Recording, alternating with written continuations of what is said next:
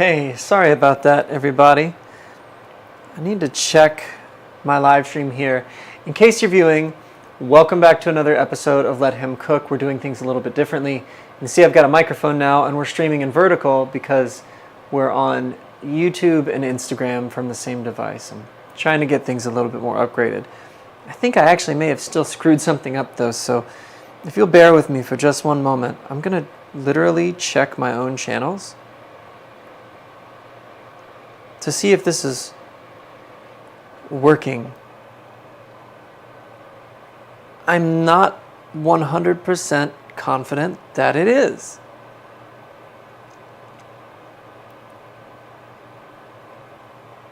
I don't see it on my phone. I don't see myself being live on my phone, and I'm not sure that I see it on YouTube either.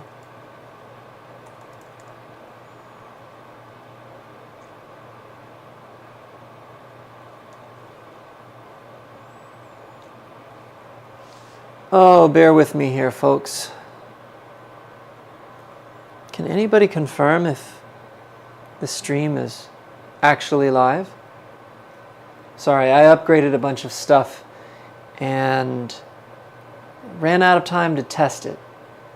So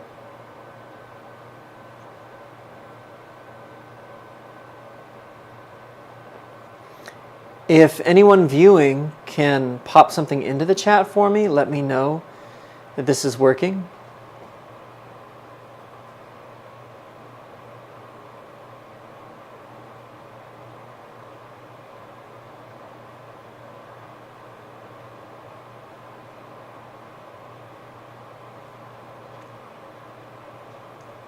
Okay, so it looks like this actually may be working on YouTube.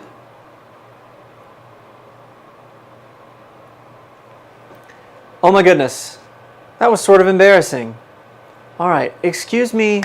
What's up, Callista? Excuse me for being late. I am now, the setup is, it's a little bit new, so forgive me. I'm now live on Instagram and YouTube. Hopefully my audio is a little bit cleaner than normal. I'm using a microphone tonight, so let me know if anything looks or sounds weird, if anything's turned sideways. Just let me know if anything's out of pocket, okay? Looks like my mic is actually a little bit too loud. I'm going to bring that down. Nathan, thanks for dropping in. Okay, tonight, I was hoping I was going to be able to show the Through the Night music video live on the stream tonight, and I haven't quite got that part figured out because streaming in vertical to multiple platforms is a little bit new for me. So we're just going to talk a little bit more about the music video, anything that we end up chatting about along the way. And I'm going to be making a really basic butter chicken. My chicken is defrosting behind me, so we're going to start off with the adventure of just cleaning up some dishes and getting everything ready while our chicken defrosts. Thanks for those of you who are dropping in for the first time. Like I said, I'm still getting some of the tech stuff cleaned up and figured out. If you remember last time, I was telling some stories. I have to remember that I don't have to shout because now I have a microphone on. If you remember last time, I was telling some behind-the-scenes stories from the music video shoot. If you missed that stream, feel free to go back and check it out. I won't bore you with telling those stories again. But if you haven't seen it, the new music video for my single that dropped a week ago, Through the Night, is out on all the channels. And we put a lot into it. So go check it out and enjoy it. How's everybody's new year going so far? I know we're just about a couple of weeks into it. There's a lot of debate, I feel like, around the issue of New Year's resolutions. What do you think about New Year's resolutions? Do you think they're useful? Do you think they're a way for people to lie to themselves about something that they're only going to keep up for a week? Do you think it depends on the person?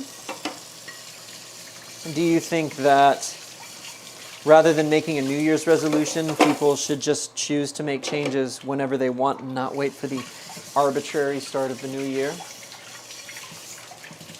That's kind of where I've always landed on it. I think they can be a good thing, especially if people need that hard reset. So I think they're useful. I don't think they're useless. But for me personally, I've always kind of felt like if I need to make a change, I should really be able to do it at any time. I shouldn't need necessarily the new year to be able to talk about that. The reason it's on my mind is because, the music video for Through the Night, we staged it as a New Year's Eve party. And what was so funny was it came out on New Year's Day, and so it kind of made it look like that party had happened just the night before, and we knew that. That was kind of part of the marketing plan. But there really were some people who, just a few, but who really thought it had happened the night before. And the thought that crosses my mind is I would have to have edited that video so fast, so inhumanly fast, to have turned that over. And believe me, it was a lot more technical than I could have done in one night.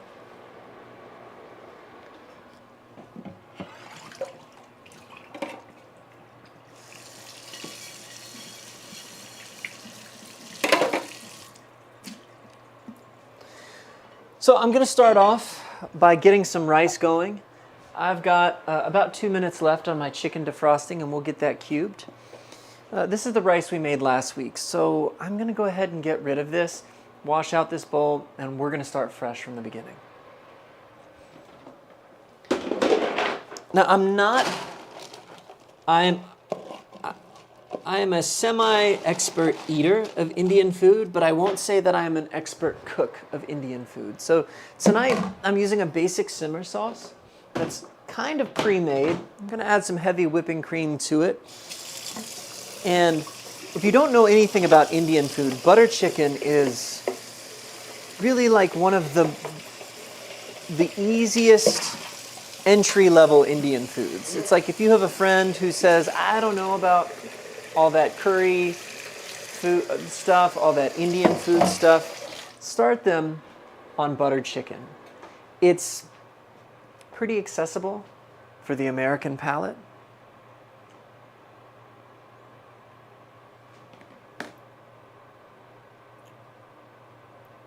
Okay. So I'm learning things even as we go here.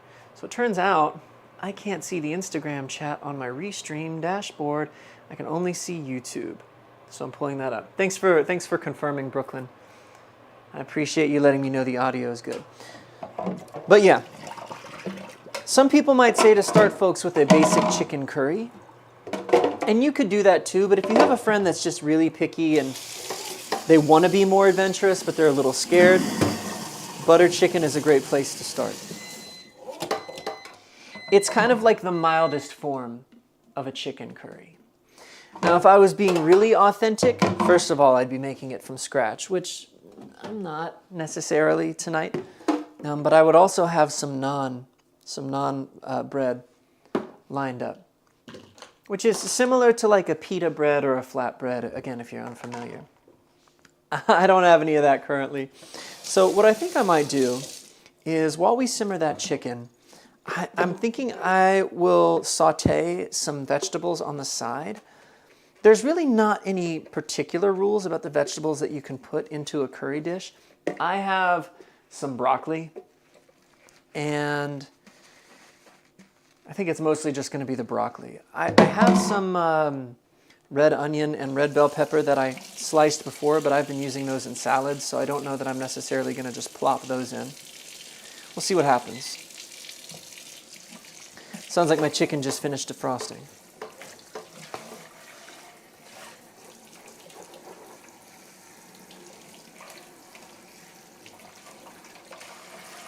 Something else that is going on, though, is that we shot a music video for one of Sarah's songs the other day. Sarah's not in the chat tonight. I don't think she's going to be around. I think she was busy today. But we're pretty excited about that. I'm in the editing process of it right now. We shot on a beautiful evening in the middle of, well, I guess it was at the beginning of December, but there were still leaves on the trees here in Fort Worth. So it really gave it like an autumn vibe. If you actually go check out Sarah's new profile picture, I think on Instagram and TikTok. It's a still from the video that we shot. Now, I won't say much more than that because it's not my release, it's not my video, but I am in the middle of editing it right now. Just finished up a first draft last night and sent it to them for review. So they've taken a look over it. They sent me back some notes. It's one of the things about doing client work, even if it's for your friends, is that back and forth process of doing everything you can technically to make things look and sound as good as possible. But then also knowing that the client might look at it and have a different opinion than you. And I'm not saying they had a wildly different opinion than me or anything, but that's something that I've learned a lot about in the last few years, is how to respond to feedback when you've put a lot of work into something, but you're still working with someone else to bring their vision to pass, right?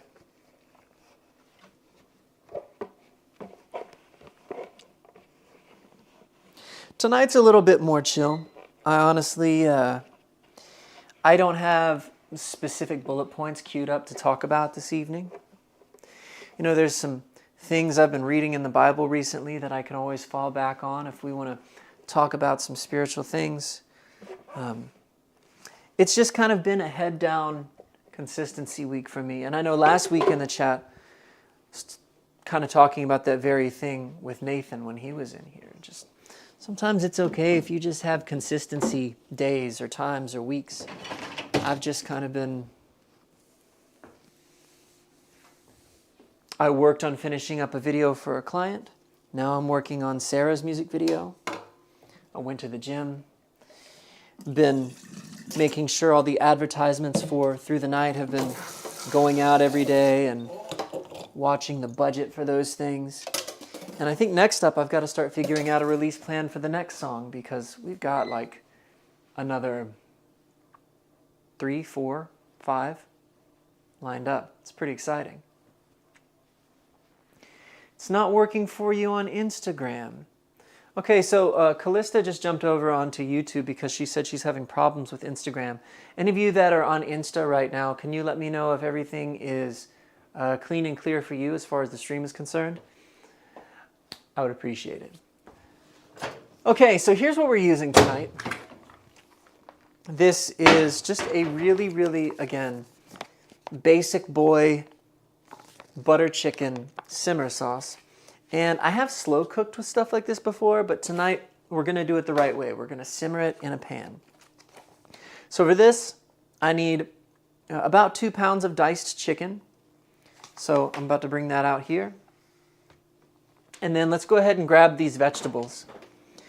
I have a big head of broccoli here, and I might throw in some of my red onion too, that we chopped a couple weeks ago. So there's our vegetables. In fact, let's go ahead and start by chopping the vegetables, because once I put raw chicken on the cutting board, I'm not going to want to put anything else on there.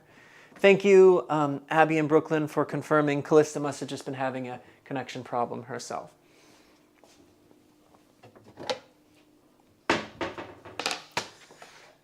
I like to wash my vegetables before I use them, just to rinse off anything weird that may have gotten on them in the produce section.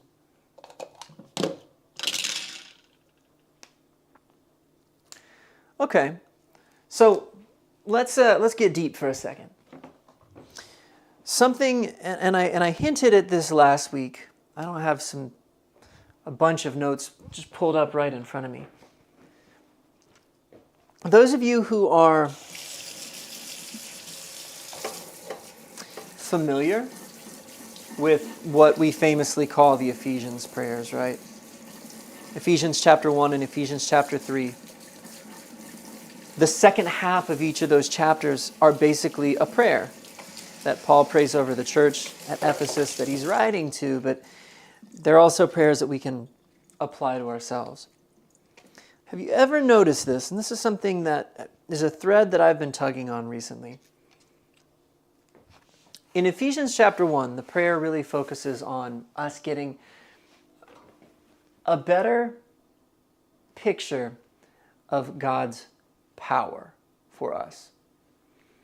In Ephesians chapter 3, the prayer focuses on us getting a better picture and experience of God's love for us. And here's what's really interesting. Think about this. I'm going to use a big knife. I feel like using a big knife tonight.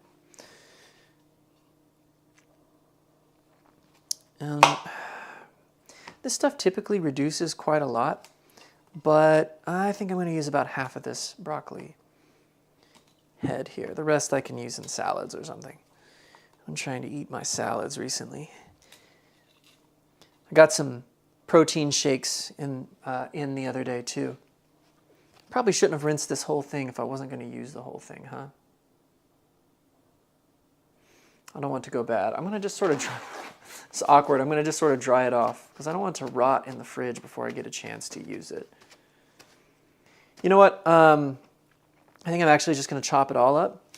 We won't use all of it today, but the rest I'll put in like a plastic container so that it can be separate. Okay, so Ephesians chapter 1, prayer about understanding the power of God that's available to us. Ephesians chapter 3 really focuses on love. Here's what I think is so interesting.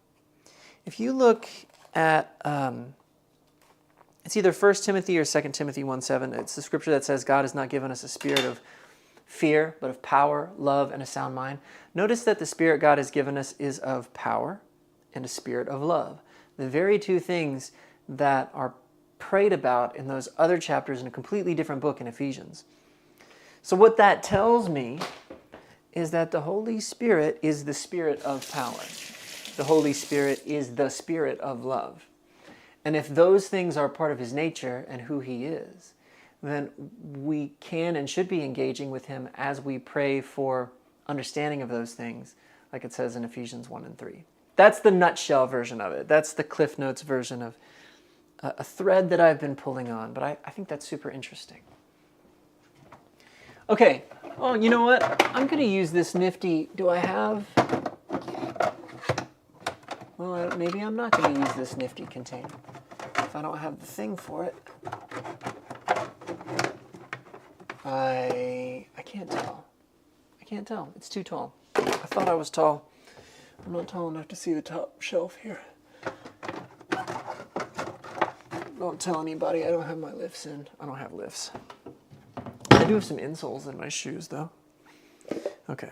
We'll put about half of our broccoli just in this guy for safekeeping.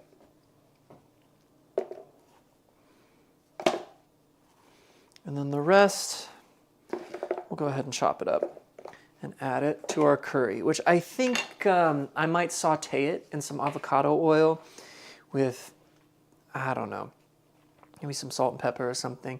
Because I feel like if I don't saute it, it's just going to get a little bit soggy and uninspiring in this simmer sauce.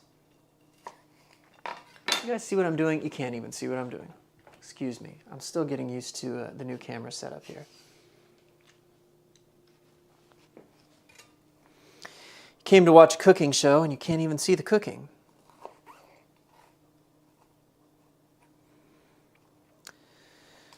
So, those of you in the chat, have you ever had Indian food? Are you a fan of various types of curry? Curry is an interesting term because it does not really... It's kind of a blanket term. I watched, I guess what you might call a YouTube documentary about it once. And they were talking about how curry is such a catch-all term that I wouldn't say that it's offensive. I don't really love when people go straight to being offended by everything anyway. I think that's kind of dumb. But it's kind of a crude term. And I don't mean crude as in rude. I mean as in it's not very descriptive. Curry can mean something different if we're talking about an Indian curry versus a Thai curry versus even like a curry that you would find in Caribbean food. And usually it essentially describes like a slurry or a sauce made up of various different spices, but the bases can be pretty different. You know, often turmeric is involved, often, I guess turmeric is probably one of the biggest things that is often involved, but then a whole bunch of other different spices. And when you hear the word spices, don't think necessarily hot. Like, don't think of something that's going to burn you.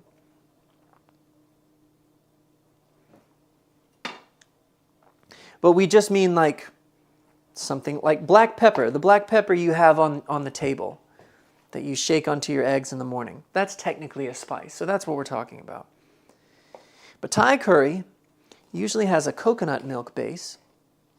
Indian curries will often have a tomato or like some type of butter or yogurt base. When I say yogurt, don't freak out. Realize that yogurt is a pretty neutral substance. We tend to eat it, like those of us who are from North America, we tend to eat it in a very sweetened form. But yogurt is just, think of yogurt the same way you would think of butter. So, are you a curry fan? Do you have a favorite curry? Have you never tried it? If so, I can make some recommendations. Thai curry is great if you like sweet stuff. Indian curry is a bit better if you like savory stuff. Japanese curry is stellar if you really like the flavor of like a savory gravy. Okay, there's our broccoli. I'm just going to put that in a little dish, put it to the side here. We'll start on our chicken in just a moment after we get our white rice going. You guys already know the drill with my long grain basmati rice. Nothing new happening with that tonight, but it's still got to happen.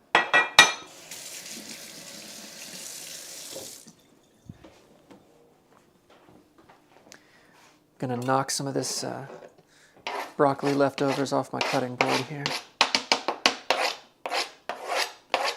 Use the back of the blade. Don't dull your knife for no reason. Okay, onto the rice. Grab our rice bucket. So again, are you a curry fan? Have you ever had any of the various types of curry from different ethnicities? If so, do you have a favorite? Or are you kind of scared of it? I kind of like every one that I've had to a certain extent. It just talked about Thai curry and how it's sweeter. Just kind of gave you some basics about Indian curry. If you've ever had like a Caribbean curry, a Jamaican curry, usually that comes in the form of like curry goat or lamb. Curry goat is really good. There's a lot of bones in it because when they do it authentically, they just chop it. I mean, the bones are in there and everything. But usually that one is a little bit more spicy hot. But specifically in Caribbean food and Thai food, you always have this kind of ping pong match of flavors going on, where you're going back and forth between savory, spicy flavors and then sweet flavors. So in Thai food, that often looks like sometimes the curry itself is kind of sweet, but then you also have peanut flavors in that curry, or a drink on the side, like a slushy, half-frozen boba tea. I am partial to a melon-flavored slushy boba tea if I'm having Thai food, or like a Thai iced tea or a Thai coffee. If you have a Caribbean curry, like a curry goat or something, usually that's a lot more savory, a lot saltier, similar to what you might find maybe in a Japanese curry. But then typically paired with it, you'll have something like fried plantains, which are hot and have a different texture, but they're pretty sweet. They're basically like little baby bananas, you know? So I find that's kind of the best way to enjoy something like that, is to bounce back and forth between those two opposing salty and sweet things. We cooking hard or hardly cooking? Nathan asks. Well, I'm getting started on the rice. I just chopped my broccoli and we're going to get started on dicing this chicken soon. So we're kind of prepping ingredients right now. We're doing the boring part at the moment, which is just getting the rice into the rice cooker. Abby says, I've had different kinds, but I've never really paid attention to what kinds I was trying because people brought it to me. Oh, and Callista says, I've never had any type of curry. Okay, Well, if you've never had any type of curry and you're keen to try something a little bit more savory, a little bit more like a gravy, basically, then what I'm making tonight is probably a great entry point for somebody like you. Just a regular butter chicken. Nothing crazy exotic happening in there. It's just kind of a gravy base that I'm putting some chicken in. If you weren't conscious of the type of curry you were having, like Abby, then I think you want to start asking yourself that question. Am I in the mood for something sweet? Or am I in the mood for something a little bit more spice heavy or salty? Because that's going to inform whether you go for something that's maybe Thai versus perhaps an Indian or Japanese curry. Okay, we're going to actually start looking a little bit more exciting with the cooking here in just a moment. First, we got to cut this chicken, though. I'm going to dice it. White rice. Okay, rice is started. Butter chicken is a good intro to curry, Nathan says. Not my thing personally, but I've heard it's a great gateway. Yeah, that's why I wanted to kind of bring it up. I think another one that's a good entry point for new folks, if you're not into the Indian curry, would either be a mild Japanese curry, because that basically just tastes like a really savory gravy. It's a great flavor, and there's nothing fishy or overly foreign to an American palate about it. Second to that, Thai food is a whole other animal. What I typically tell people is if you're going to start somebody with Thai food that's never had it before, start them with pad Thai, which is basically just chicken and noodles that has a very slight coconut overtone to it, a moderate coconut overtone to it. Once you get somebody past pad Thai, which is just, again, chicken and noodles, then you can start introducing them to like a Thai stir fry, which again is just some sort of gravy stir fried with a meat of your choice and various vegetables depending on the dish. Then you graduate to curries and you start with like maybe a red curry, which is usually actually not as spicy as a green curry. And then you go to something like a like a Penang curry, which has more of a peanut flavor, and then a masaman curry, which is a fusion dish. Actually, it's kind of an Indian Thai fusion. It's very sweet, but it has some sort of Middle Eastern vibes in it. And I don't know what those spices are completely in there. I don't know if it's cardamom or nutmeg. There's something mildly sweet and Christmassy in a masaman curry that's really, really pleasant. Abby says, I tried a curry that was more on the sweeter side the other day, and I'm not sure how I felt about it because it reminded me of some Mexican dishes that I don't like because they're sweet. I hear that. It took me a long time to actually, I really, really like a good Thai curry. But I didn't always. I didn't in the beginning because of that very thing, because they had a coconut base, and that sweetness sort of seemed like a contradiction to me at first until I learned how to kind of process it with the other flavors that were going on. And until I've kind of figured out what my order was and what I liked too. If you like things on the more savory side, Japanese curry I think is a great entry point for all the reasons we just talked about. Nathan says, I'm a super picky eater, but I'm excited and scared to be forced to try new things in Japan. The thing is, in Japan, Nathan, like, yeah, you can get crazy. You can have some takoyaki, which is octopus. You can get into sushi and all that, but you can also just keep things very accessible too, even among Japanese food. Hibachi chicken. It's just chicken on a grill. Teriyaki. Yeah. You don't necessarily, you can go as crazy or as conservative as you want to, I think, within their culture. And they've westernized a lot of things too, like Japanese people are apparently kind of into pizza, but some of the pizzas that they have are a little funky in terms of toppings and ingredients. Like, I believe there's a pizza that's somewhat common over there that includes mayonnaise as an ingredient, which isn't, I mean, when you really think it through, mayonnaise is kind of kind of neutral, so it's not that weird, but it's weird as a pizza topping in my mind. I don't know why I just got rid of that plate, because I'm gonna need somewhere to put this chicken after I dice it. Okay, so here's our recipe. We've got our butter chicken sauce. This is just Passage to India. I got it from Walmart. 2 pounds of diced chicken, and or seafood or vegetables. We're gonna add some vegetables. 1 pound or 2 cups of basmati rice. That's what I have working right now. And then optional 5 floral ounces of whipping cream. I got the whipping cream, guys. I prepared. I was ready for tonight. Till I get my groceries from Walmart, it's just great value whipping cream. So we need to seal the meat or vegetables in a hot oiled saucepan, then add the simmer sauce and stir until bubbling. We'll turn the heat down to low and simmer until the meat or the vegetables are tender for about 20 minutes for vegetables or chicken, longer for red meats, served with steamed basmati rice. Okay, so we're kind of gonna, that's good. We're gonna sear the vegetables anyway, so I won't have to saute them separately. This chicken is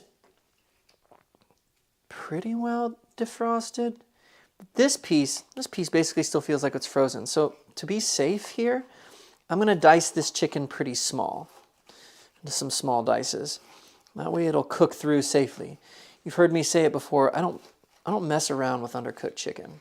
It's just not, your boy don't play with undercooked chicken.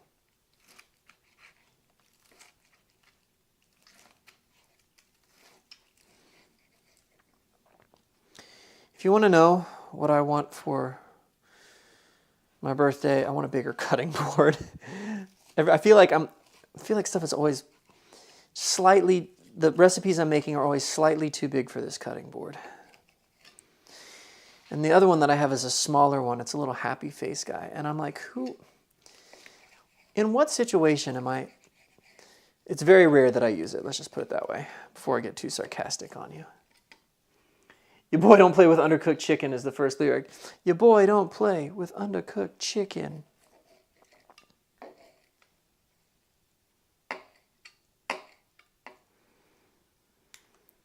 Rolled up to the hood. It was finger licking. I don't know. I write enough songs for you guys to know I know what I'm doing, but don't ask me to freestyle rap right now. All right, so we're cutting all of these into strips, and then we'll dice those out accordingly. How small or big this is really is up to you. Some of the best curry chicken I've ever had in my life was actually with shredded chicken. There was a restaurant in the town mall in Middletown, Ohio when I was a kid. And the town mall has since, it still technically exists, but like so many malls, it's kind of gone the way of the dodo bird, if I can use that phrase. It's hanging on. I guess there's some plans to redevelopment. But at the time, first of all, Indian food seemed very weird and foreign to me as a kid. And there was this little Indian restaurant there, and I'd never seen one before, right? Because the most ethnic thing we had in my small town when we grew up, and you've heard me say this before, was a Chinese restaurant where I would get like chicken fried rice or something. So I saw this Indian restaurant, and the guy that worked there, he seemed like such an adult to me. I was a child. He was probably, I don't know, he was probably in his mid-20s or something. But I remember he had like a Dragon Ball Z t-shirt, which I thought was really cool. He had like a Goku, Super Saiyan Goku t-shirt on. And their food looked awful. They had it in, and it was clean, but to my eye, like as a child, it just looked bad. Their chicken curry, whatever they used, had a lot of, gosh, I don't want to say it was turmeric, but there's a specific spice that's very yellow. Their chicken curry in particular had a very yellow hue, and the chicken in it was shredded, like very finely shredded. So the whole thing kind of looked like a slop. But when I tell you, it was absolutely delicious. It's what got me started on Indian food as a kid when I was so skeptical of it, when I was like, that's weird, what's in it? Why is it that color? But dude, it was so good, and I have never quite been able to replicate it. there's a restaurant here. It's not in Fort Worth proper. It's in another town that I just discovered recently. We were there for a friend's birthday party. And gosh, it was some of the best chicken curry I've had in a very long time. And I got the authentic street style version that they offered on the menu, so there were still bones in the chicken and stuff. Which, look, I'm not saying that I enjoy having to pick around the bones, but the flavor's typically just better in those iterations for whatever reason. Okay, so our chicken is pretty well diced here. This looks pretty cookable. I'm gonna make some of these larger chunks just a little bit smaller again because they're kind of still frozen. I had 2 pounds of chicken on a plate in the microwave on the defrost mode, so it doesn't always completely get all the way through. So I'm just gonna be safe and make these a bit smaller. You get the bony undertone, Nathan said. Brooklyn says, have you ever heard of titanium cutting boards? My grandpa got one for my mom and my aunt. No, I have not. Now, correct me if I'm wrong, though, but if the cutting board is titanium, wouldn't it dull your knife? What I'd really like to get is a large wooden cutting board. This one is some sort of composite, I don't want to call it plastic, but something similar to a plastic. And I try to use all wood cooking utensils most of the time. I'm not too crunchy. I'm not scared if you use a plastic spatula or whatever, but usually I prefer to use things like wood, metal, and ceramic and glass as opposed to plastic.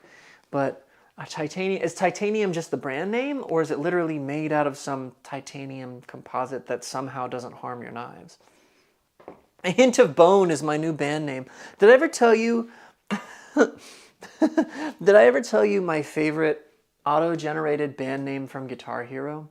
Back in the day, I think it was Guitar Hero 3, you could go through the menu and it would auto-generate band names for you if you couldn't think of one. And the one that's always stuck with me is Meat Bricks, which I guess arguably is what we've made right here.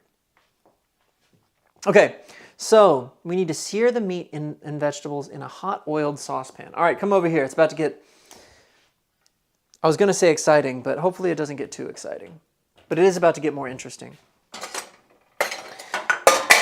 These are clean. I used that for scrambled eggs this morning. We're going to use our avocado oil because, as we've learned before, it has a lower smoke point. And let me just kind of turn this here. I think we're going to get the range hood going just to be safe. We'll put it on low, though. Let's go ahead and get this cooking up. Get some avocado oil going. Some avocados. See, I used my slotted spoon yesterday, so I think the little bamboo wooden spatula is the way to go this time around. I'll grab this other spoon in case I need it. Stick that over there. Give that a moment to heat up, and we've got our broccoli. And I'm going to transfer. I don't want to try and scrape it off the cutting board into that frying pan, just because I think it's going to be too easy for it to drip. So I'm going to very carefully put it back onto this plate since there's a lip on the plate. It's a lot of chicken, dude. Like a lot. I have to constantly remind myself, though, that chicken reduces. Gets smaller as it cooks. That little piece doesn't look like something I want to eat. Okay, go ahead and put our raw chicken cutting board and knife into the sink. Rinse them down a little bit, clean those off later. And I think we should just about be good to go. You just might, Brooklyn says, you just reminded me of that Vine, Free Shavakadoos. That's another one that, yeah, that's another one that lives in my memory. I try not to quote them too much. If you become the guy that, I'm heating up the wrong burner. Again, last week you guys saw me do the same thing. I turned on that burner instead of that one. Okay. If you become the guy that quotes memes and movie quotes and SpongeBob quotes too often, it goes from being funny to being uncool and annoying. So I try not to do it too much, but yeah, I know free shabakadoos.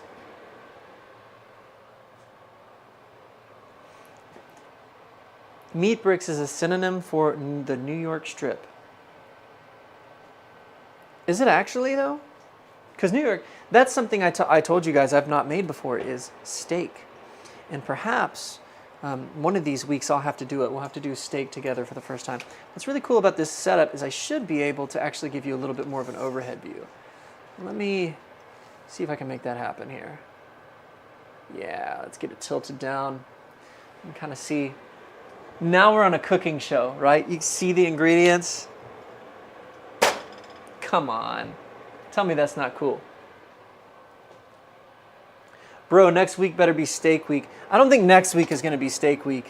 If I'm going to do this, if I'm going to do the steak thing right, I kind of feel like I need to research it a bit first.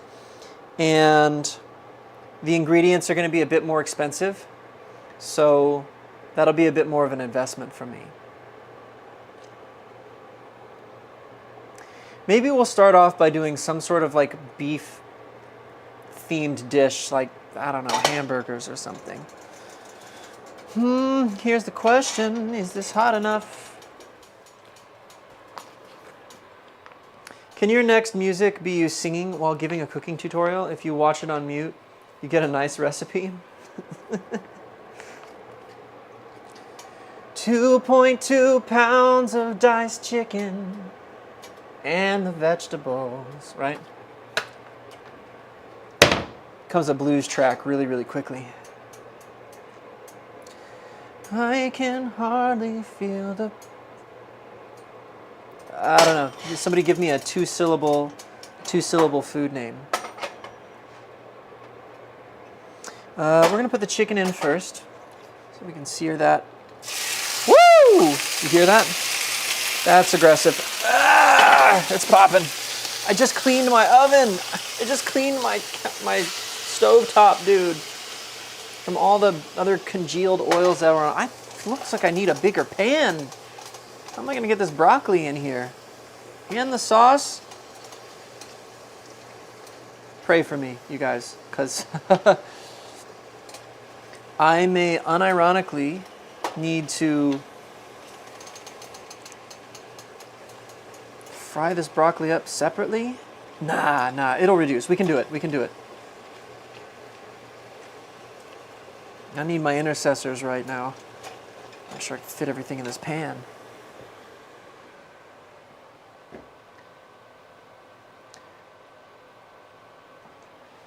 I can hardly taste the chicken in the dish. Okay, there we go. That's pretty good.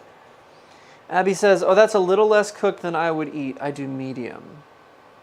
Medium rare. So steak doneness, that is a touchy subject for a lot of people, right? Here's the deal. I grew up in a well-done family. Now don't stop throwing rocks through the camera at me and let me finish. I grew up in a well-done family because the general philosophy was, why do I want to eat something that's uncooked and potentially a little bit unsafe? Something else that I learned, now I typically order my steak now at like a medium to medium well. Okay, so I've come down a little bit, and if somebody gives me, more of like a straight medium, I'm not mad. I don't complain. I understand. The king of the hill, Bobby. We politely ask them to leave. I get it. So I've come down on the scale a bit, right? More toward what most people won't, try to drag me out in the streets for. But something that I learned over that time of eating a lot of well-done steak, yes, it is very easy for that to be overdone, overcooked, and dry. But I've discovered that a really good chef can actually do a very good well-done steak if they sear it properly, seal in all the juice. Like, you may or may not believe me, but I've had only a few times in my life, but I've had a few well-done steaks in my life that had great texture all the way through, because the person doing it didn't cook it spitefully. They weren't like, oh, well done, people. I tell you, I'll just overcook this steak for them. Tell you what. No, no, no. Whoever did it with care and knew what they were doing, and it was great. Seared perfectly on the outside so that the inside stayed tender and was just fully cooked all the way through. But I know that's not normally the case. That's not really always what you get. So I've come down on the scale, and I'm not scared of some red inside of my steak anymore, but I tend to still want my meat cooked, you know.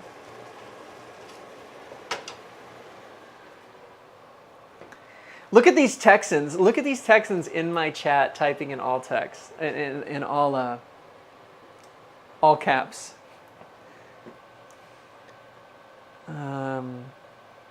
Nathan, I've always wanted to make a restaurant called Slap It Yourself Steakhouse based on the principle of kinetic energy transferring into heat. Cook it via slapping to whatever doneness. There was a YouTuber, Nathan, that I kid you not did that once. It took forever, and it didn't work very well. It took like a full, I don't know, it took hours and hours, or it took like a full day or something. But they tried to cook, I think it was like a raw rotisserie chicken by hitting it over and over with something. And the results weren't great. I don't remember who it was, or I would tell you. I feel like this needs more oil. We're going to put more oil in there. We're going to get really liberal with our ingredients.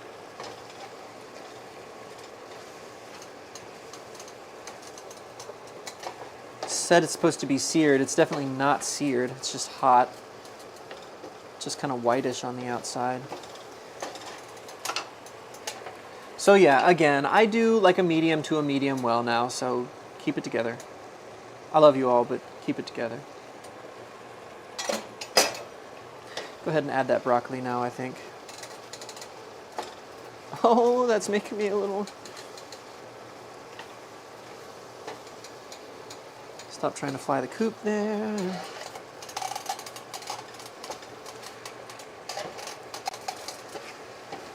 Trying to just keep this moving because I've got the pan almost as hot as it can be. Man, I'm already getting stuff back on my stovetop again. I live alone in a one-bedroom apartment. Taking the time to clean, I got other stuff to do than clean my stovetop, dude.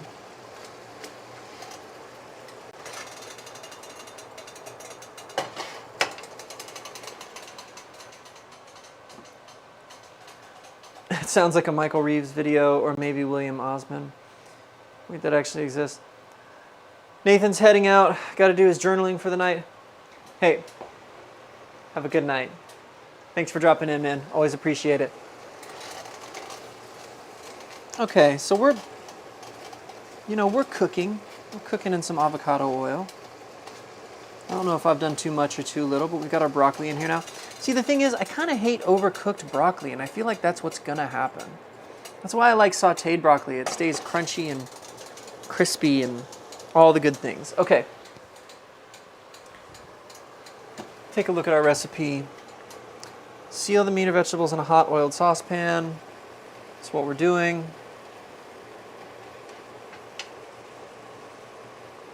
Add the simmer sauce and stir until bubbling. Well, that's not going to take long, but I think I need the lid. There's the lid.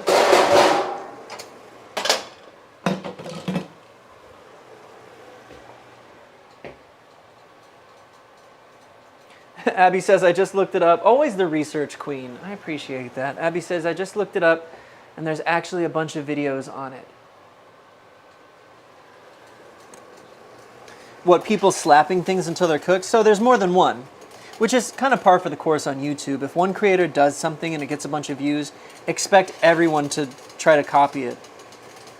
Sometimes they're just inspired, but other times they're sort of ambulance chasing for views, if I can use that term. Callista asked how rehearsal went. It went well. I was at rehearsal for church tonight for some choir stuff on Sunday morning. Learned a couple new songs, which sometimes can be a little bit intimidating because there was one newish song that I kind of casually listened to over the last couple of days. And then there was another song that was a complete surprise to me, but we caught on quick, you know. We're professionals here. We can learn a song quickly. Add the simmer sauce and stir until bubbling. And I think that means we need to add our whipping cream too.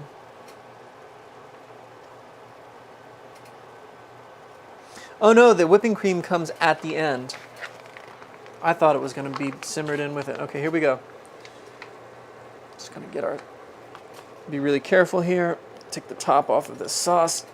Oh, you better tear uniformly. Don't you threaten me.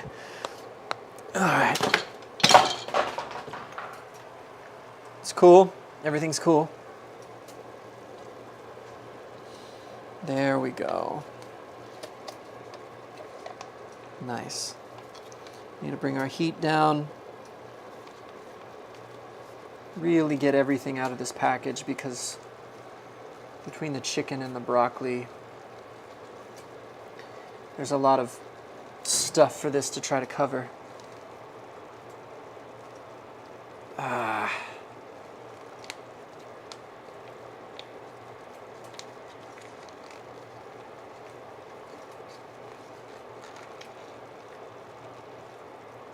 And I kind of wish there was more. I almost wish I had gotten 2 packets. Because I like my curry to have a lot of sauce. I'm a big fan of the sauce.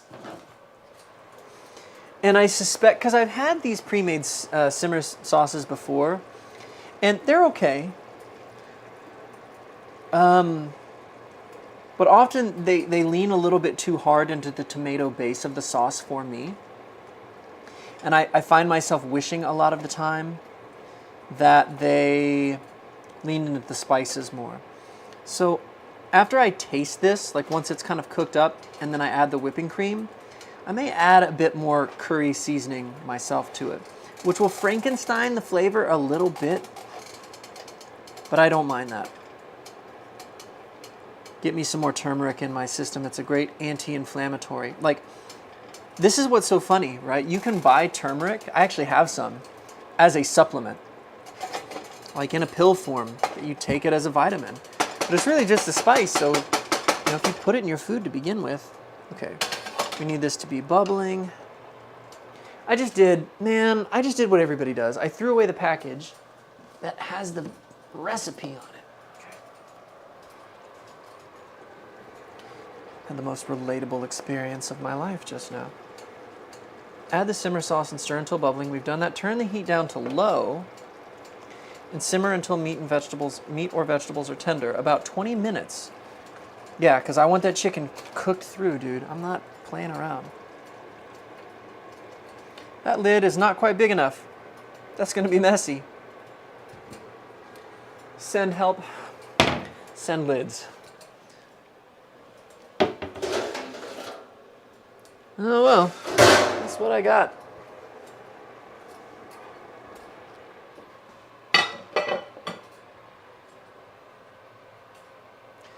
Callista, I am making what's called butter chicken.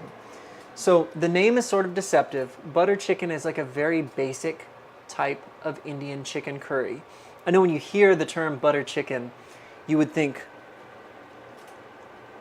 Paula Deen, right? Like, we're gonna add some butter and make some fried chicken and some butter. No, it's called that because the base of this particular type of curry is like a creamier base.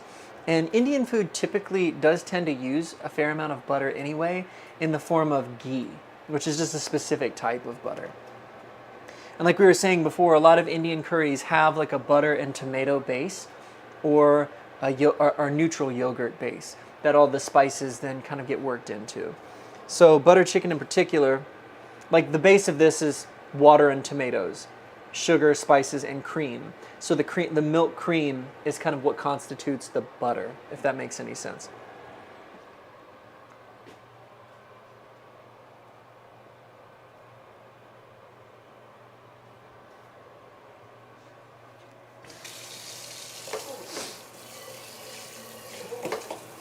Okay, so that needs like 20 minutes to simmer and cook through the chicken. While that happens, we're gonna tackle some dishes here. If I was really fancy, oh dude, I was gonna add some red onion to this. I think I can still do that. I've got some red onion over here.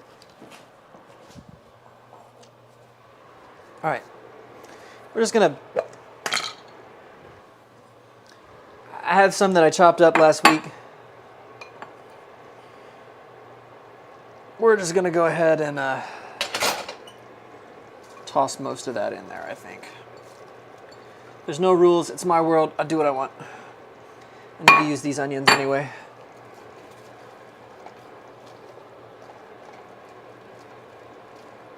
Let's get those nice and coated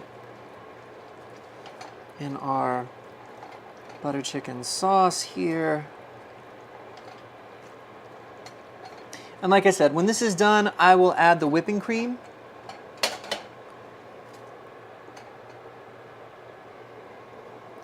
And then I may add some extra curry powder to it. Okay, I'm going to tackle some dishes on the side while we wait.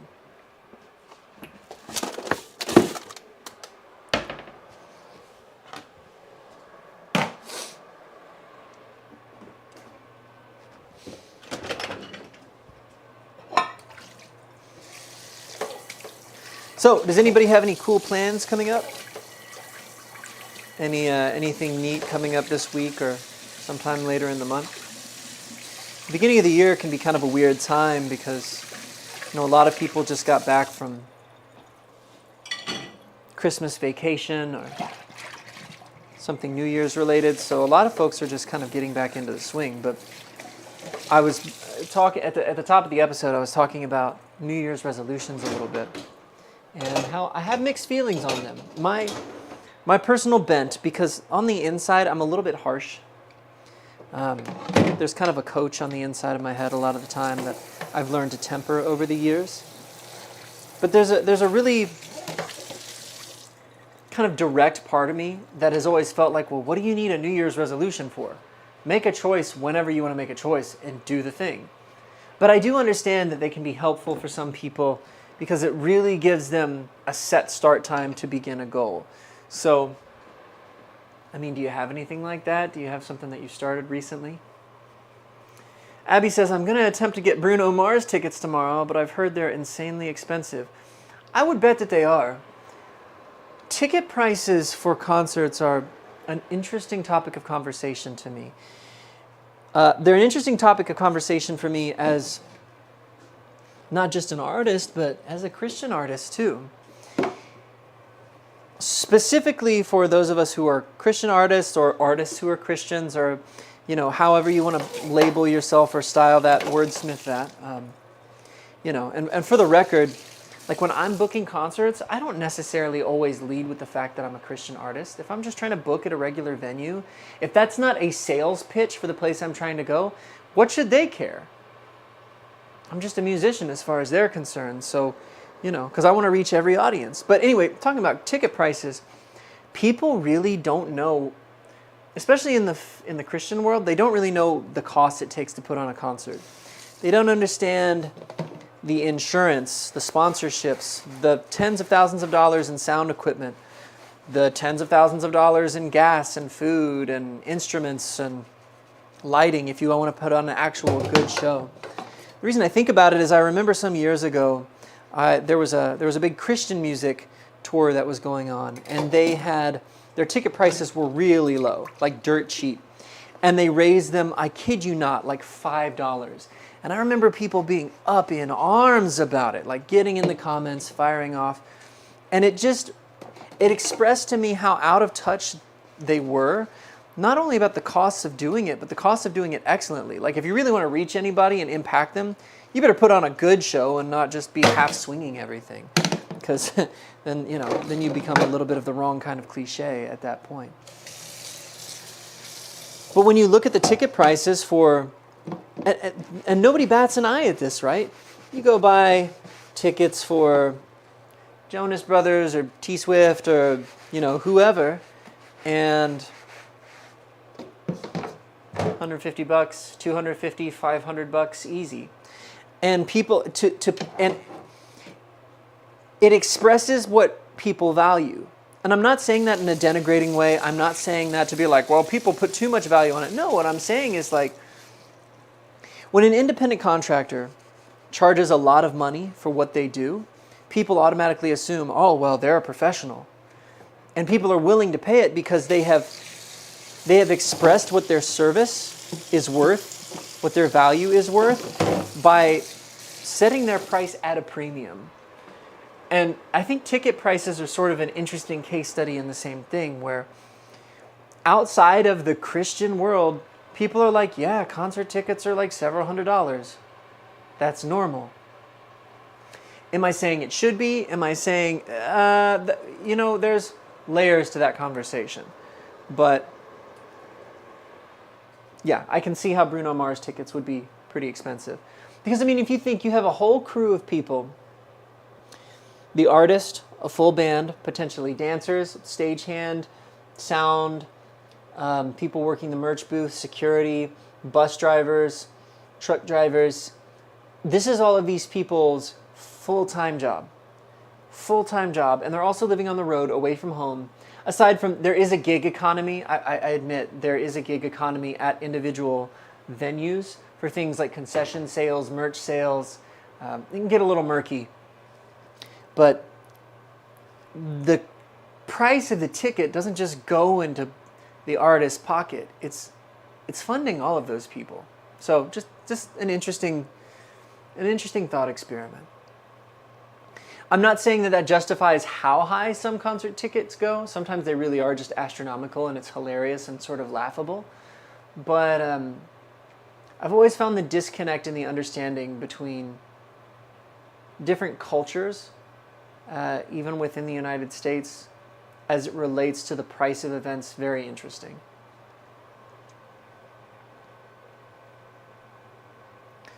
I spotted the cup you used in the Raindrops lyric video, Callista says.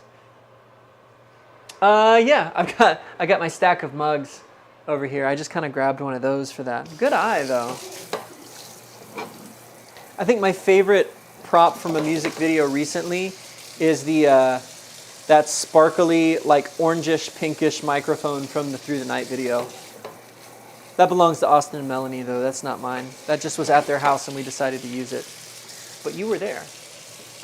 I have my little sister's 17th birthday party this Saturday. We're going roller skating. That's cool. Like at a skating rink, like at a venue specifically for it. When I was in elementary school, we used to have skating parties. It was like once a quarter or once a semester.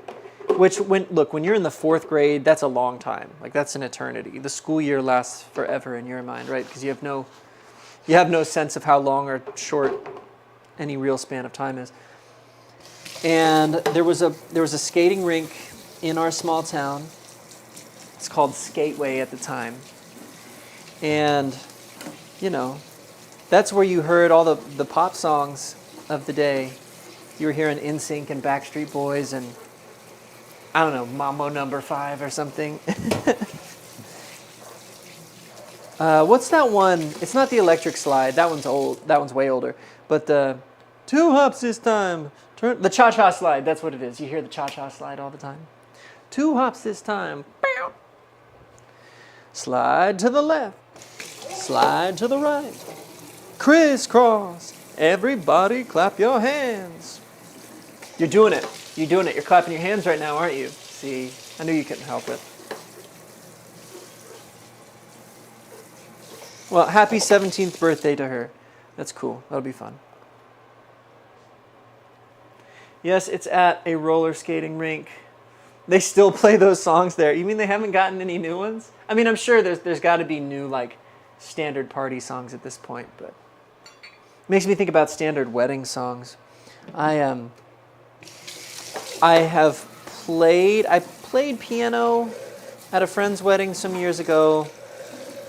I shot a wedding video for a couple a few years ago. I got a video job making one of those like really emotional wedding films. They were super happy with it. I was really glad that they felt like I did a good job. Their families were pumped. But I feel like the song that always gets played at weddings is Shut Up and Dance. It's just too much. It's played at every wedding. It's played at every wedding. Every wedding. Oh, don't you dare look back. Just keep your eyes on me. I said you're holding back. She said, shut up. And every wedding, dude.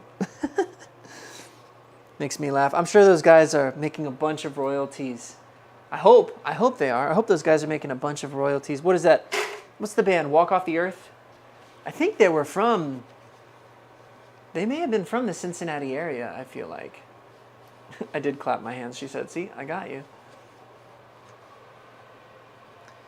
Brooklyn says, for my sister's 9th birthday, she had a roller skating party. I don't think we ever did a skating party for any of my birthdays. I think we just had like get-togethers at our house.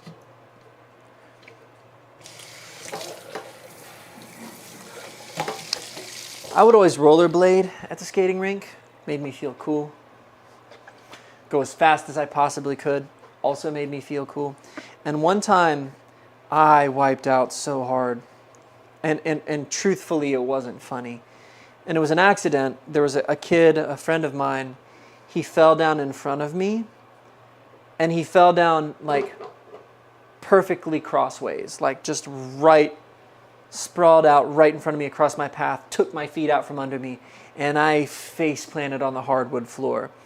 And I think I had a mild concussion. Like the whole side of my face was black and blue bruised for, I don't know, like a week and a half or something. Wasn't a good time. That won't happen to you. Just go have fun. You'll be good. I'm not putting that on anybody, but that's just a story that I have.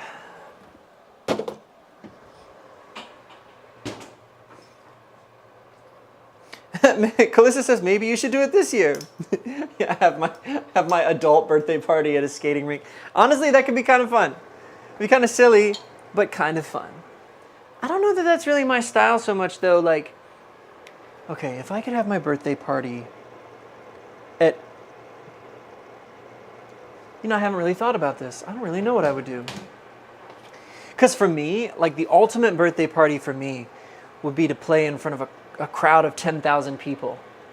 Like that would be cool. Oh, it's bubbling. I think I might need to turn the heat down. There's some stuff sticking to the bottom here. I've said it before, I'll say it again. Your boy don't play with undercooked chicken.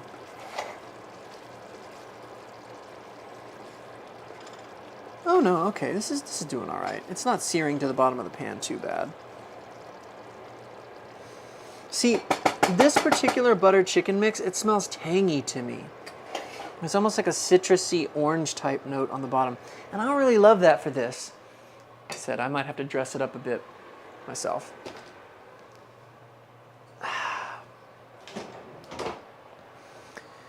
Sunnyshine says, I hug the walls or fall down during roller skating. That's why I don't do it anymore. It's tough. I got pretty good at rollerblading. I was good at I liked going fast. So I got good at going fast, doing the crossover. The thing that I found very difficult was ice skating because it's not a one-to-one experience. You would think if you have the mechanics of rollerblading, you should be able to ice skate. It's not the same because the way that you have to push, and I've only ice skated a couple of times and it was sort of embarrassing. For somebody who is good at rollerblading, for somebody who is a black belt and has sparred and fought with many people and generally fancies himself, somewhat coordinated, pretty well coordinated. Ice skating was tough. Ice skating made me look I was gripping the wall. So I can relate, not on the roller skating side, but on the ice skating side. My little cousins just got roller skates and rollerblades for Christmas. That's cool. Callista says, I roller skated into the wall once. It was embarrassing. That's kind of a canon event, though.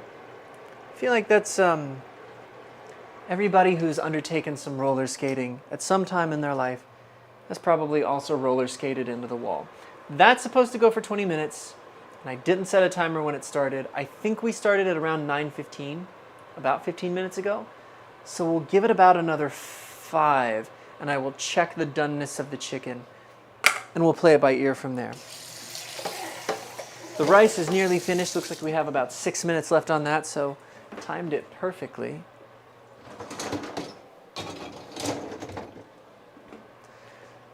Oh, I think I'm going to get some of those padded mats from my kitchen. Just standing on the hardwood floor for extended periods of time is kind of unpleasant.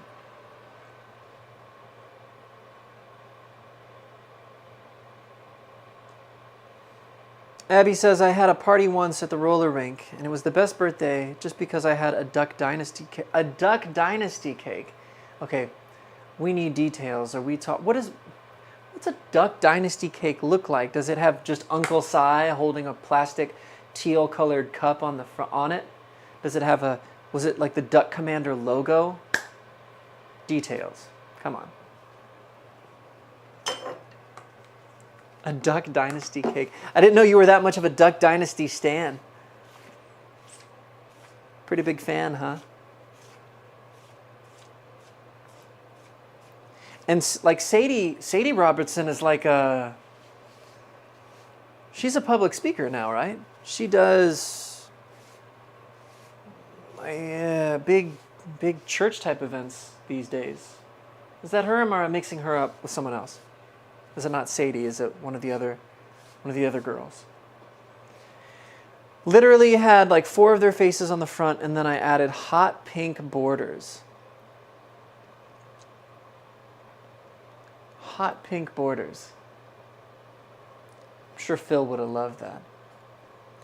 Ice skating was brutal to my already ripped jeans. Callista says, in what way? Because here's the thing. I'm a child of the 90s. I think jeans with holes in them are kind of cool. Like you get a hole in the knee, it makes you look tough.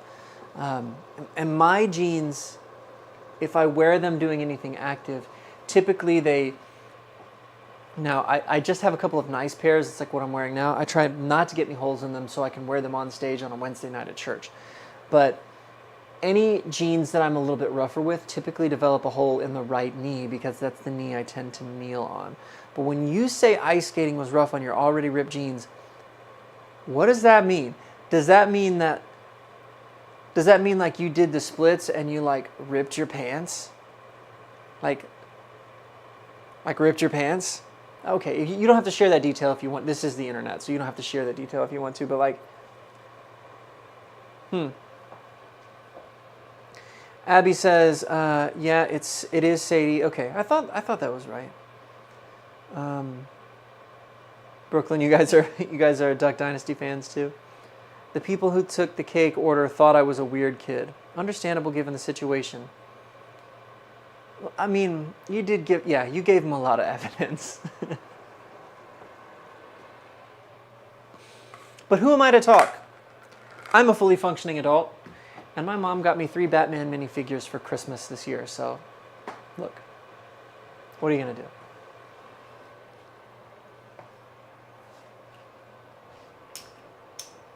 You know what annoys me?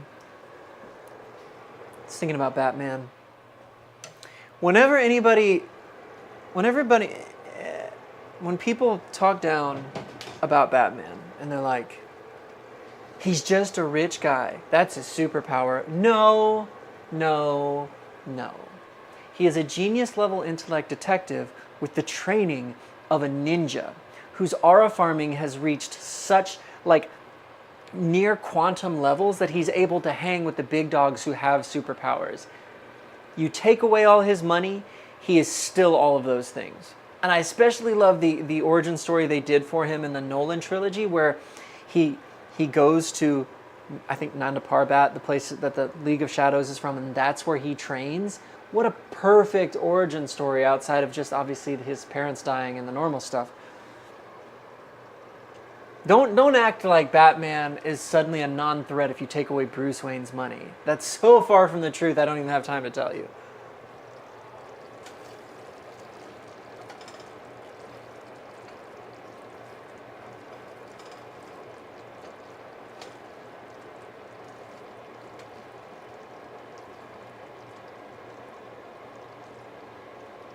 Like my quintessential on-screen version of Batman.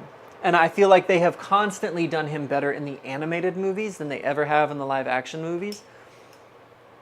But my quintessential version of an on-screen Batman would be the origin story of Christopher Nolan, the Christian Bale Batman. again, trained by the League of Shadows. The origin story and kind of the practical grounding of him too, because his suit was like supposed to be a paramilitary cave diving suit that had been repurposed. His cape served a purpose because it was a like electromagnetic glider. But with the fighting style of Ben Affleck's Batman, because he kind of fought like the Arkham games Batman, just brutal and sort of like inhumanly strong, but only just so. That warehouse scene in Batman versus Superman, that's the way Batman should fight. That's the way Batman should fight. The fighting style that they gave to Christopher Nolan's Batman was like a very niche style of martial art that really engages your elbows a lot, sort of like Krav Maga, but it just looked, to me, it looked silly on screen. I'm sorry, I love that trilogy, but the action didn't do him any favors. So the Christian Bale Batman, with his groundedness and his origin story, and I love that suit too. I know a lot of people, it's not their favorite. I like that suit. Ben Affleck's Batman's fighting style and sort of almost inhuman fighting ability. But then Robert Pattinson's Batman from The Batman, the Matt Reeves movie, the most recent one, that world, because that kind of neo-noir, I think really worked well for him. So I think if you could just smash those things together, you'd have, oh, and I don't know why we haven't gotten this yet, but give Batman the white eyes. I know that they leave the white lenses out because they want to see the actor's eyes and they want to allow the actor to emote. But the whole purpose of Batman's costume is to look scary and inhuman. So give him the white eyes. Makes him more like a figure in the dark with just those lenses. That's how I would do it.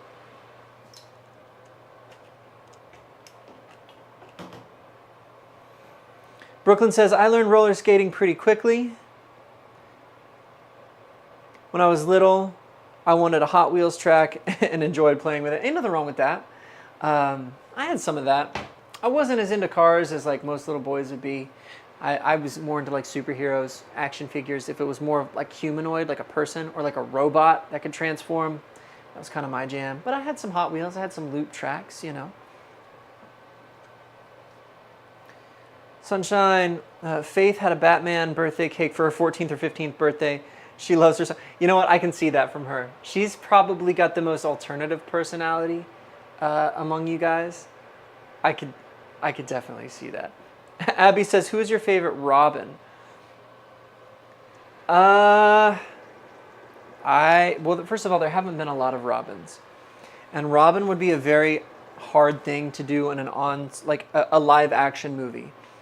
It's the same thing with like Krypto and Superman. I'm sorry, I wasn't a huge fan of the new Superman movie. I understand what they were trying to do. But Krypto the Superdog, it's a cheesy thing to me. It just is. And Robin is kind of like that too. Robin totally works in the DC Universe animated movies.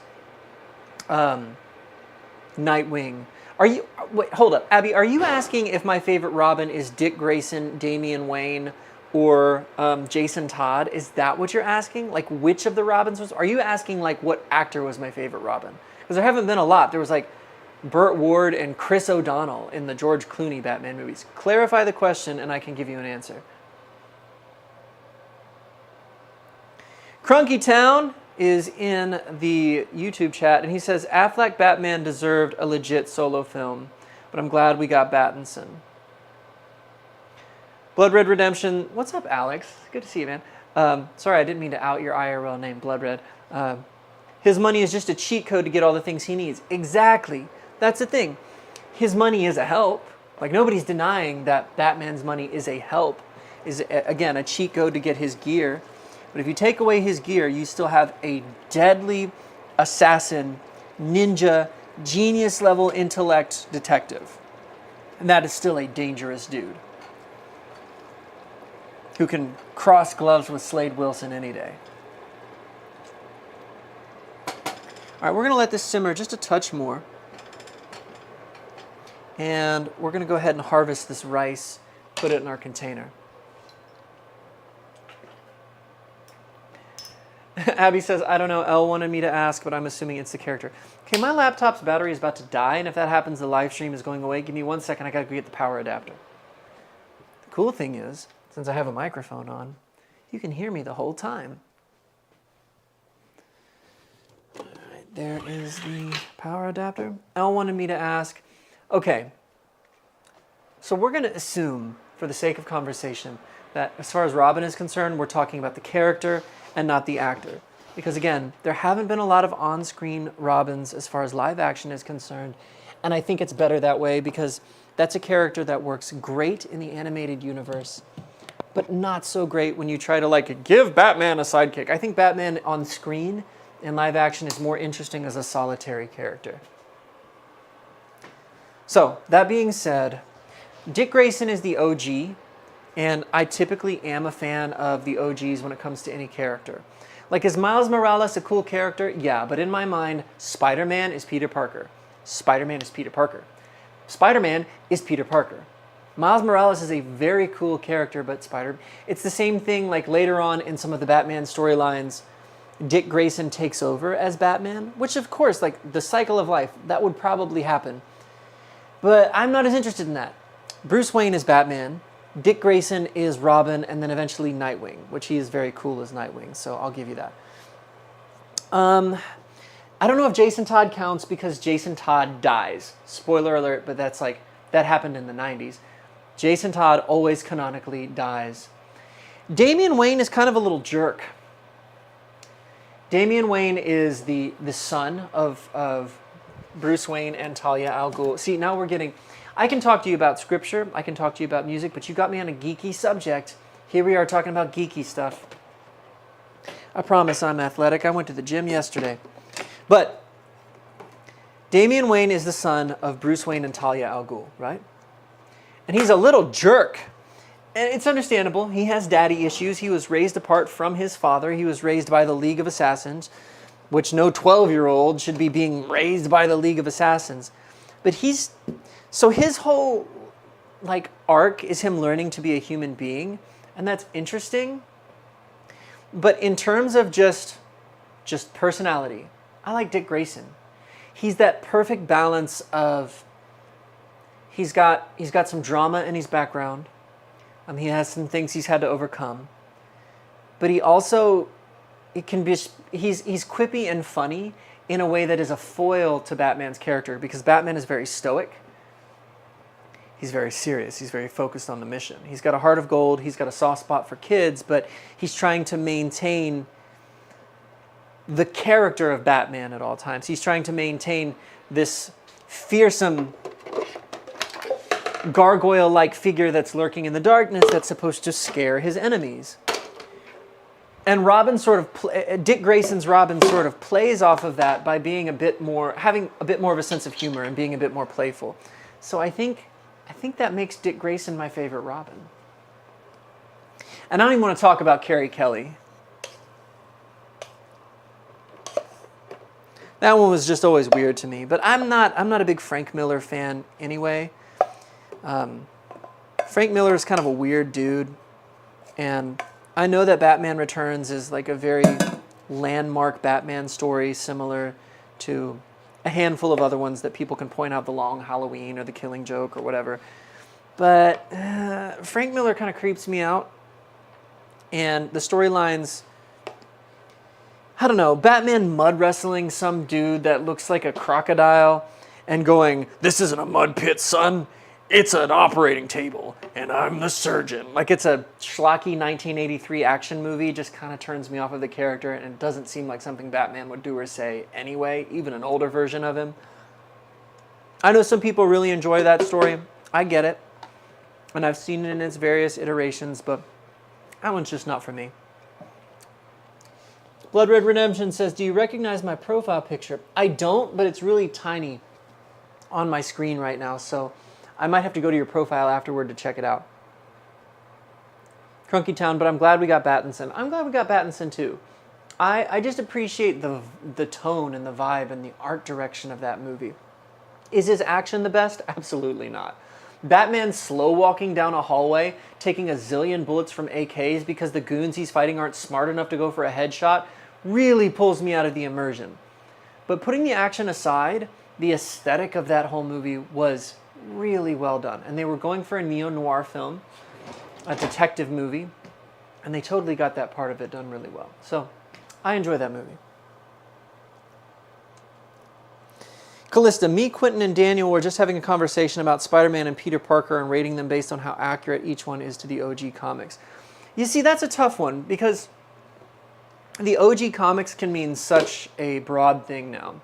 If you go back to the original comics, well, Batman used to carry a gun and shoot people, and that's not the quintessential Batman to me. The quintessential Batman to me is the one who is scary, but who won't kill anybody.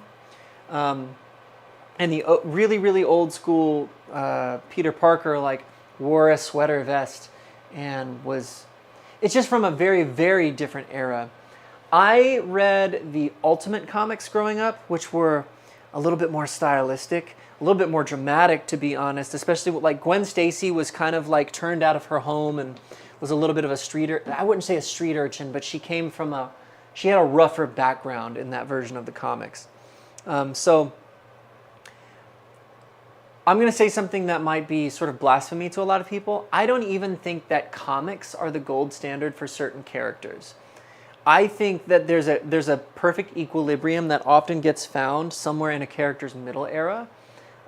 Batman is a perfect example. Probably the best representation of Batman may not even be in the comics, because the comics are so serialized that they have to keep coming up with more and more crazy, bogus things that happen to the character that eventually it almost just gets bizarre. But Batman the Animated Series into Justice League and Justice League Unlimited, I think that, to me, that's like almost the quintessential version of the character, because it found its legs toward the Justice League time, and it was like they had that perfect balance of him having a heart of gold, but still having that iconic voice of Kevin Conroy and things. So I don't even think that the comics, for me personally, are always the defining best version of a character. But once I find it, I get pretty invested in whatever I think the best version is. You made it for me years ago? I'm going to have to go take a look at it, dude. Okay, I think our chicken curry is definitely going to be done here. Let's go over here. Let's look at this buttered chicken. We just got our rice put into a container. I'm going to be straight with you. I don't know what I'm going to put this chicken in. I don't know if I have a container big enough for it. I don't. I might have a mixing bowl. It might just have to live in this pan with a lid on it in the fridge for a couple of servings until it gets small enough for me to transplant into something else. Let's cut open a piece of this chicken, make sure it's totally done. Take a look at what we've done here. So there we are. We've got our red onion and broccoli in there. Hopefully the broccoli's not overcooked. We'll check that in a moment too. But we're going to taste this sauce. Let's add our whipping cream. And how much did our recipe call for? Dude, I tell you what, if I threw that away, I did. I threw it away again. For the second time tonight, I'm getting it out of the trash can. Okay, so we're looking for 5 ounces of whipping cream. Well, how much is this? This is 16. So we're looking at like a third of this. I'm just going to be approximate.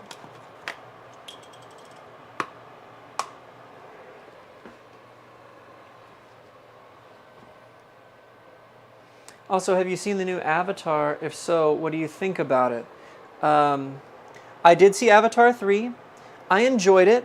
I think here's the thing. Clearly, they are trying to represent tribal spiritualism in an accurate way. So there are some parts of it that were very weird because of that, but they were accurate to what happens in some tribal societies. Now, as Christians, we know that not all that stuff is always okay, but they were just representing what a lot of those societies delve into. But in terms of the story, like Jake Sully's character development, Natiri's character development, without spoiling anything, because it's like still in theaters, so I'm not going to spoil anything. But they were valid pieces of writing for the development of those characters in light of the things that had happened in the previous movies. Hopefully I didn't just add way too much whipping cream to this because it's very orange now. Let's taste that sauce. Let's see.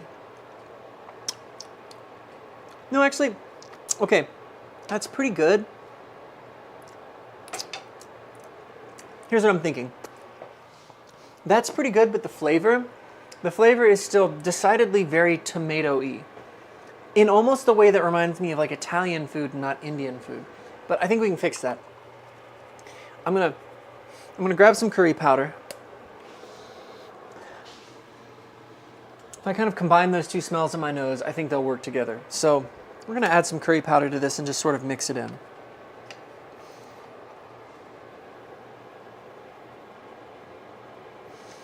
Do this in a couple layers. We're going to fold it in. I think it's going to take quite a bit of curry powder to really get it to make a difference since we have so much volume here. I like that adding the whipping cream made this a little bit more liquid though. That's the way I like my Indian curry, because if you had naan bread, you'd be able to dip it in there.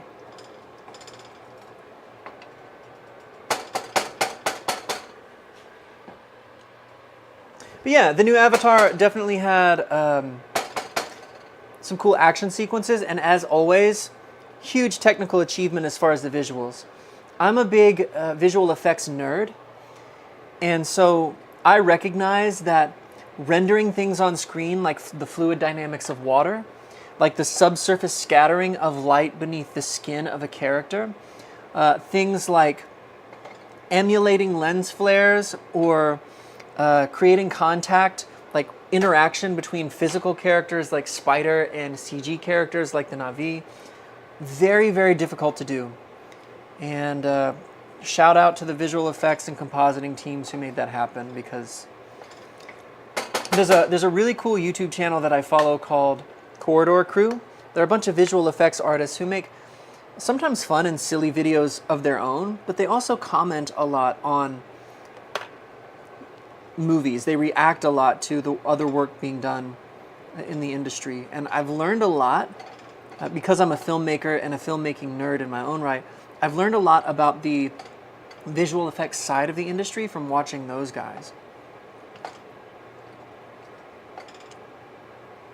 Callista asked, Andrew, Toby, or Tom? Blood Soldier said, or Blood Red says, I've got to put the baby to bed. Have a good night. Have a good night, man. Thank you for coming in. Okay, Andrew, Toby, or Tom? 100% Andrew. 100%. Now, I grew up with Toby. His movies are great. I think they did him dirty in Spider-Man 3 because the tonal shift between Spider-Man 2 and Spider-Man 3 was bizarre. The way Spider-Man 3 is so silly, when Spider-Man 2, like, was a perfectly good, dramatic, adventurous superhero movie, I just thought was so silly. The reason Andrew Garfield is my favorite Spider-Man is, one, he feels grounded. When Uncle Ben dies in The Amazing Spider-Man 1, the acting and direction of that feels more organic and real. It doesn't feel overacted. It feels a lot more human, the way he's panicking. And it's not like, no, or whatever. It's not cartoony. It felt very real. Also, Sally Field as Aunt May, best Aunt May. Her grief, her struggle of trying to keep their finances afloat now that she's living as a single woman when they were already living on a shoestring budget when Ben was alive, is so evident in the way that she plays the character. And Andrew Garfield's Spider-Man is the only one who for a long time had gone through all of the things that Spider-Man is supposed to go through. It's not that I like my characters to suffer, I don't, but he goes through the death of Uncle Ben and sees it firsthand. He goes through the death of Captain Stacy. He goes through the death of Gwen Stacy. All of those are things that are kind of supposed to happen to Spider-Man in his canonical story. The reason that's important to me, again, isn't because I just love drama or I love to see people suffer. No. But the whole ethos of the Spider-Man character is overcoming. It's, I'm going to do the right thing no matter what I've been through, even though I really just have had every opportunity handed to me to freak out and become the bad guy. And Andrew Garfield's Spider-Man is really the only one who went through all of those things prior to even meeting a Mary Jane of any sort. That's why, like, the end of The Amazing Spider-Man 1 and the end of The Amazing Spider-Man 2, the ends of both... The Amazing Spider-Man 2 is not a great movie. They do some really cartoony things with Electro. There's some really hokey-pokey direction with the things they do with the Green Goblin. But the beginning and end of The Amazing Spider-Man 2 are great. Tonally, it gets weird in the middle, but the end of both 1 and 2 almost make me cry every time. If I'm alone, I'm going to tear up a little bit. Because at the end of The Amazing Spider-Man 1, he's questioning whether or not he's had any impact in the world. And at the end, he sees that he has inspired people and given them hope. He sees the Spider-Man logo graffitied on a wall. He sees Flash Thompson, who is, don't even get me started about the weird things they did with the Tom Holland version of Flash Thompson. Flash Thompson needs to be an entitled jock. Like, that's the best version of the character to me. But even at the end of The Amazing Spider-Man 1, he sees that Spider-Man has even inspired Flash Thompson to become a better person.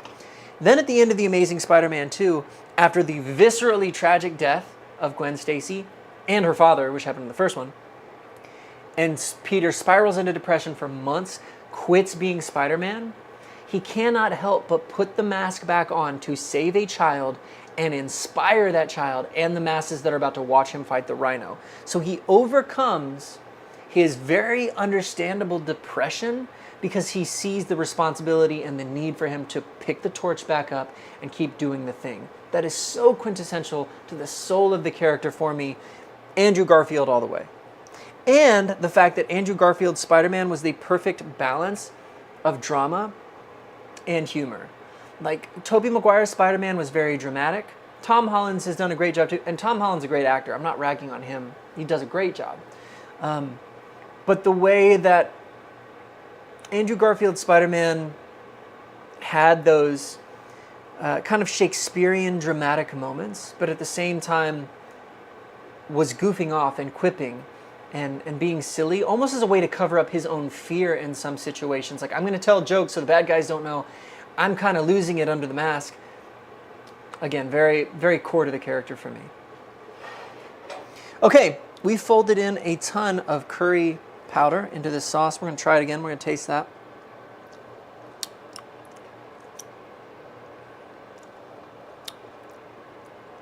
Yeah, that's a lot better, dude.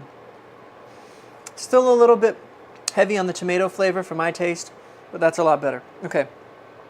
We're going to get a big chunk of chicken here and just open it up. Oh, goodness. Open it up and make sure it's cooked all the way through. It is, and it's kind of falling apart, which is beautiful. That's really good, guys. I did a good job. Let's check on the... Oh, man. Tasting like kind of an off-the-shelf knockoff to not quite being restaurant level. It's not that good, but it's close. That's pretty good. All right, let's check on this broccoli. My final concern is that the broccoli is going to be overcooked. And I don't know that there's much I could have done to avoid that aside from maybe sauteing the broccoli separately. Okay, yeah.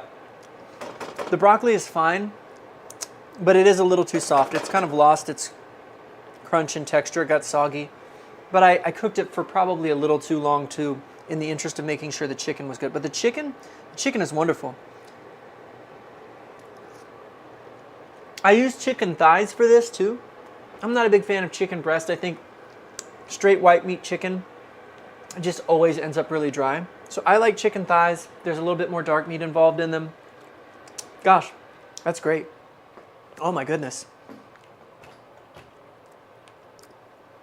At some point we'll have to have a live studio audience and you guys can smell what I'm smelling. Those licks and double dips. Sanitary.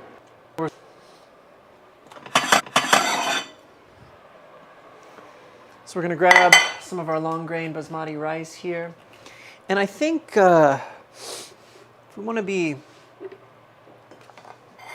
kind of extra healthy tonight, we'll go ahead and put a salad on the side. So we're going to put our burner on low and just make sure our chicken curry stays warm over here. I'm so happy with that. I wish it didn't take so long to make, but that is really good. Okay, we're going to make a simple salad to the side. I don't think ranch dressing is going to play nicely against this chicken, this buttered chicken, so I'm just going to do some Greek dressing. We're going to do a salad of spinach, and if I have any red pepper, I do. I still have some cut red bell peppers on the side. If not, I can use some of that other broccoli, but we'll use the red bell peppers. So we'll just keep this simple.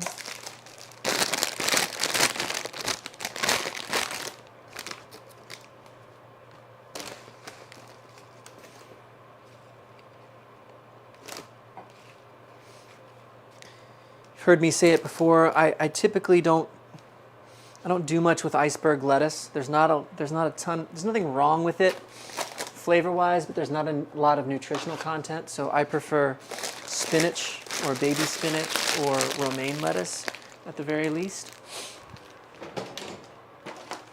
My understanding is there's a pretty high iron content in spinach. So I guess if you're someone that struggles with iron deficiency, it's a good thing to regularly eat. If you've ever seen like a saag, which is another Indian dish, saag is where you would take a bunch of spinach and work it into the curry. Makes the curry kind of a green goop, but it has its own particular flavor, which is an acquired taste, but is pretty good. And then you have what's called saag paneer, which I've not really ventured to get yet. Paneer is a type of cheese, so they actually melt some cheese into it. All right, so we'll do a little bit of Greek dressing there.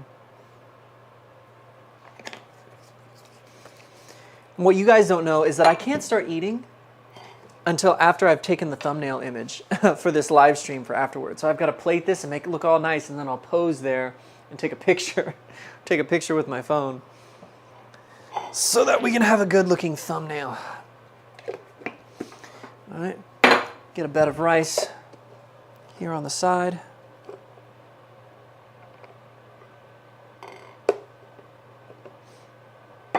Looks like I'm going to need to restock my basmati. I'm getting toward the bottom of my tub here. All right, it's pretty good. Get more later if I want to. I'm going to grab, I hate to get something else dirty, but I think I need like a ladle. Yeah, it's ladle time.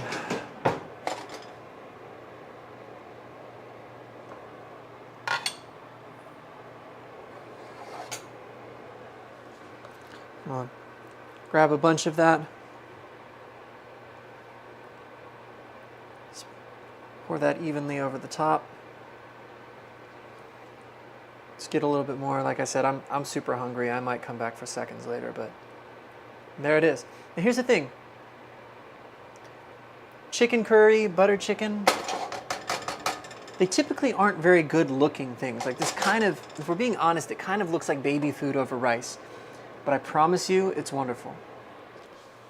All right. And there it is. It always looks good in the thumbnail if there's a colorful plate, so I'm glad we put the salad on there. All right. So this has been a longer than normal live stream. I actually thought it was going to be a shorter one, but this dish just took longer to make. So if you guys have a recipe that you'd like for me to make, send it to me. I'll shout you out on the stream. If you haven't seen it already, go stream my new single Through the Night on Spotify or your favorite streaming platform, as well as checking out the music video on YouTube. We put a ton of work into it, and I think that video could use some more views, so we're working on that. Got a bunch of new music that's currently already finished, and we're figuring out release planning for. I hope you all have had a great kickoff to your new year. As always, I love you. Jesus loves you. Until next time, I'm going to go have dinner. Onward and upward.